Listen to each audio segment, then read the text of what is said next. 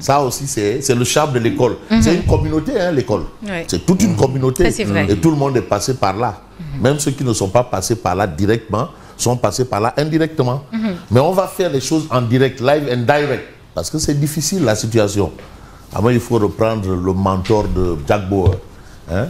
Jack Bauer, c'est une Mansour Si Borom Daraï. Bon, mais Jack Bauer, lui, il n'a pas de limousine, il n'a pas de jet privé. Voilà.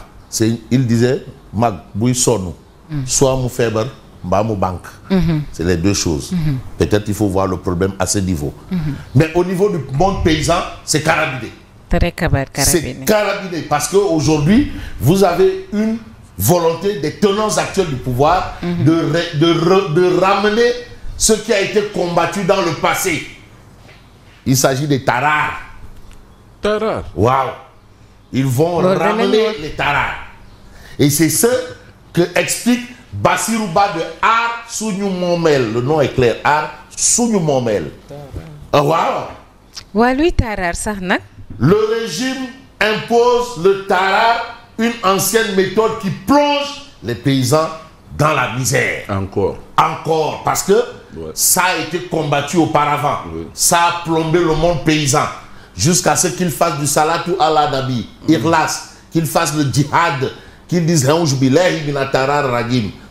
tarar est parti. Mais apparemment, il y a une volonté de ramener cette pratique.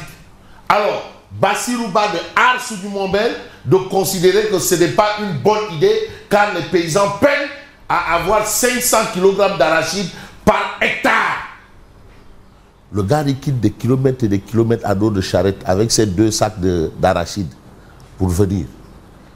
Voilà la situation. Donc, il y a un combat à mener par les paysans. Donc, et pour les paysans. L'agriculture de survie va disparaître alors? Voilà la situation. En tout cas, Mabouba Diagne, Mabouba Diagne, non, gars, il dit que dans mon dal, 50 groupes WhatsApp. Comment tu peux avoir 50 groupes WhatsApp? Faut dire des photos. Partager des photos. Partager photos. Ce sont les PPP, paysans, pasteurs, pêcheurs. Notre ami que j'ai connu très jeune du côté de la mairie de Pikine. Voilà la situation. Donc, on va un peu vers une privatisation, on peut dire, de l'agriculture. C'est quelque chose comme ça. On reste avec Tribune Quotidien qui nous dit en procès hier, le chroniqueur Abdounger retourne en prison. Mais il sera édifié le 12 novembre. Donc, c'est dans bientôt, le 12 novembre. Aujourd'hui, nous sommes le 12 novembre. Dans un mois. Alors, Farmangom, maintenu en détention, sera transféré dans un centre hospitalier sous ordre de la cour d'appel. Cette réflexion qu'on a notée dans certaines parutions hier, c'est-à-dire, quand vous êtes pro, vous êtes en flagrant délit. Quand vous êtes, je ne vais pas dire anti, on n'est pas anti. On est contre, ou bien vous êtes à équidistant, vous êtes en instruction. Est-ce avéré? En tout cas, si on se réfère aux faits, on peut émettre des doutes. Le doute cartésien. Le doute cartésien. Le doute cartésien. Le cartésianisme. C'était l'anniversaire d'Abdounger hier. Oui, c'était son anniversaire. Le jour. Avec trois dossiers, les 2 ont été joints. Le 3e a été renvoyé au 12. Au 12, jour à la date du verdict. justement. Jour du verdict des 2 dossiers. Mais demandez-lui, il faut prendre ça saillement et bâtiment. Boybi, comme il est entré dans l'espace médiatique public là, je ne sais pas. Mais je n'ai vraiment pas le choix. Je ne sais pas pourquoi. De toutes les façons, vous avez en détention arbitraire pendant 90 jours. Babacar Ba du Forum du Justiciable interpelle Yacine Fall sur le cas Badara Gadiaga. Ça aussi, c'est un autre fait. Mais vous avez un fait, c'est au niveau de Mour. C'est-à-dire le commissaire de Mour marque son territoire. Voilà, c'est comme ça qu'on va dire. La police traque les bandits. 60 individus interpellés. C'est une bonne chose parce qu'on a noté quand même des attaques à main dans certains réceptifs hôteliers. Ça, ce n'est pas une bonne image. Mour est devenu une zone insécure. Depuis un moment. Ouais. Donc, monsieur le commissaire a tellement compris qu'il a pris le taureau par les cornes. Et aujourd'hui, il a le pied à l'étrier pour éradiquer complètement le phénomène hors de Mbour. Parce que Mbour a besoin de sécurité, comme d'autres localités, et de stabilité. C'est là où on tire une partie des ressources. C'est le tourisme.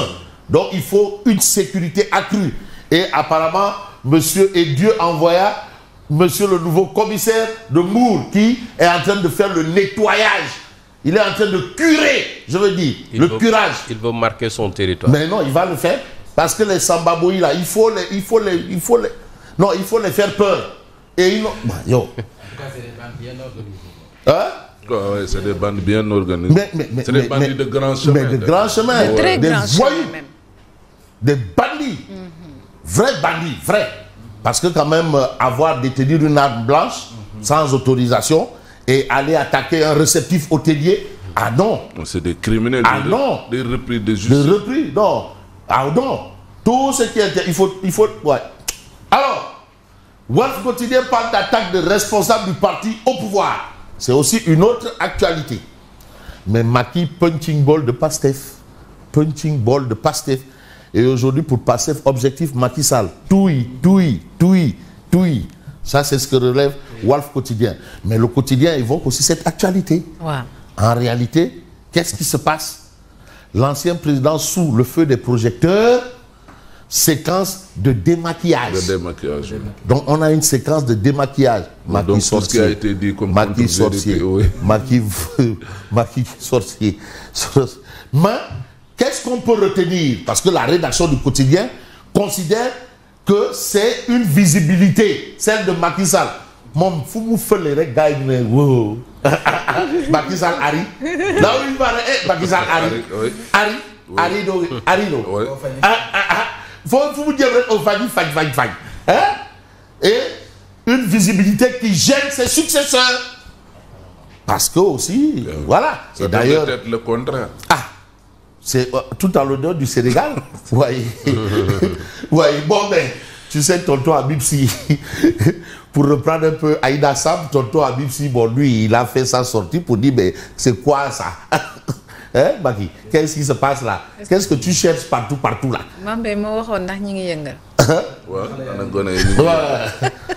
En tout cas, on reste avec le quotidien. Pas de liberté provisoire pour le maire de Agnam. Le juge évacue Farba à Principal. Parce que les gens pensent que le pavillon spécial, c'est un endroit vraiment... Non, c'est rebelle. Même quand tu as des soucis, on t'amène à l'hôpital et on vous ramène. Le pavillon spécial, c'est l'unité médicalisée de l'administration pénitentiaire.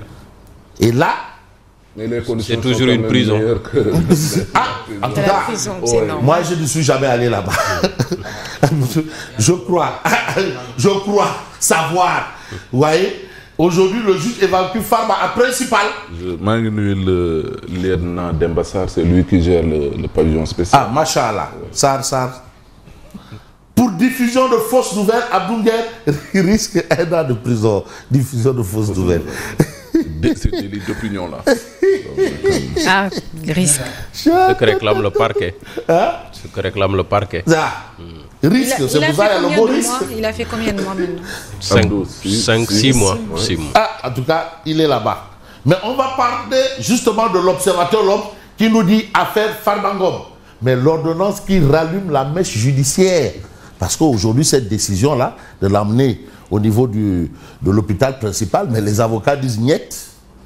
Les avocats. Et c'est leur rôle, hein. Ah, ils vont défendre bec et ongle leurs clients. La grosse colère des avocats face à un maintien en détention jugé injustifié et la contre-attaque imminente du parquet général. Des faits. Le transfert vers une structure sanitaire plus adaptée, ordonnée par la chambre d'accusation financière qui ne convient à aucune des deux parties. Parce que la cour d'appel a tranché la poire en deux. Ah, voilà. Ce n'est pas du Ponce Pilatisme. Ponce Pilatisme qui renvoie à Ponce Pilate. Qui avait refusé de condamner Jésus. Qui avait refusé de condamner Jésus. Et ça a finalement viré à une condamnation. Alors, l'interview franche de Maître Baboucar Siseki annonce un recours à la Cour suprême et la saisine des instances judiciaires internationales. Ce sont des paires de manches. Non, c'est une bataille de longue haleine. Ce n'est pas donné. Et on y va avec la tête et non les autres parties du corps. Hein. Attention, Gorgui National, qui a été un peu l'inspirateur de tout un chacun, disait les procès politiques se gagnent où? Dans l'opinion. Oui, dans l'opinion. Avocat chevronné. La bataille, avocat chevronné, Abdoulaye Wade. Avocat, Maître Wade. Maître Wade. Alors, la situation est telle que politique, Macky Sall, obsession ou menace réelle pour le pouvoir de Diomaye. C'est pour expliquer comment l'ancien président, même hors du Sénégal, depuis près de 2 ans, continue de peser sur le régime en place. Ah, voilà la situation. Mais qui a tort, qui a raison? Nous mettons tout le temps Macky. Ah oui. Wow. Qui a tort, qui a raison? Ah, en tout cas, Bayouali. Lui, il est là. Lui, Bob, Bayouali. Lui, Bob, il hein? Avec qui? Ah oui. Bayouali. Voilà, Bayouali. Ah? Qui ne parle pas de. Ouais, mais non, mais on peut parler sans parler aussi. Hein? De femmes, on va aider. Message ciblé. Ouais. Voilà. C'est ça en fait. Point actu, c'est-à-dire c'est le pouvoir qui est difficile. Même les dinars et les Pakoukaya. Tu as peur de ça.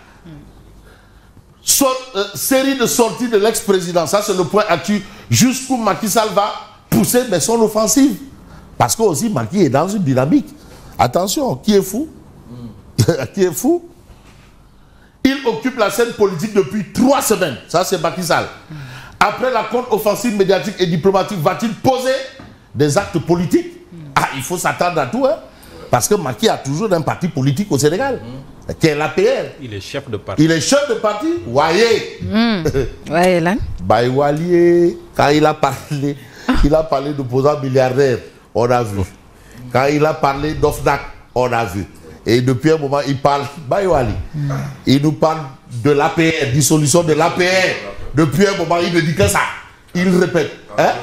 Ah, en tout cas, Bayouali, bon. Il y a quelqu'un qui évoque dans la presse ce matin de poursuite contre Macky. C'est Fadilou Keïta. C'est Bayouali. Je te dis, quand Bayouali, il est là. Hein? En tout cas, la situation est là. Mais on va peut-être voir un journal qui revient sur l'actualité, mais c'est Direct News, ça c'est l'école. Rentrée scolaire 2025-2026, donc ça n'a pas été une rentrée scolaire. Guirassy rassure le G7, éviter Octobre Noir. Octobre Noir, c'est Bahou. Ça c'est Guirassy qui est là au milieu des élèves. Octobre Rouge. Oui, rouge, ils ont dit. Rouge, mon grand. Rouge vif ou bien rouge sang? De toutes les façons, Octobre Rouge, il n'en veut pas.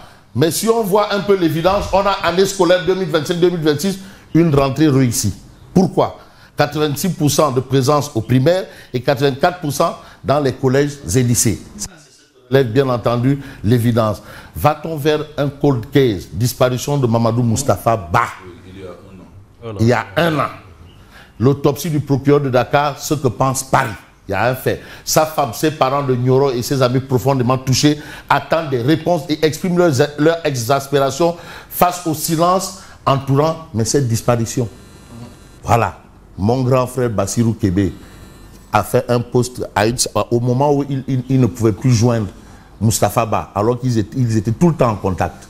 À un moment, il n'arrivait plus à le joindre. Voilà. Il a expliqué cela.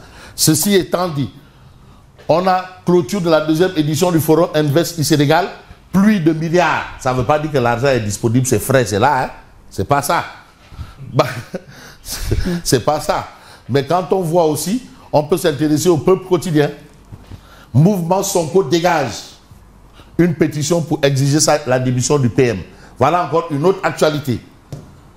Et quand vous avez Odia qui parle de dette, la dette, c'est la rentrée des clashs pour moi. Bon, il faut aussi sonner la fin de la récréation. Ça, c'est le FMI. Ça, c'est Macky, Diomaye et Sonko. Le tout autour de la dette. Et le FMI pense qu'il va falloir sonner la fin de la récréation pour rester dans le jargon scolaire. Alors, je vous dis merci et bonne continuation. Merci beaucoup, Lucia. À tout à l'heure pour la revue de presse. Et tout de suite, nous passons.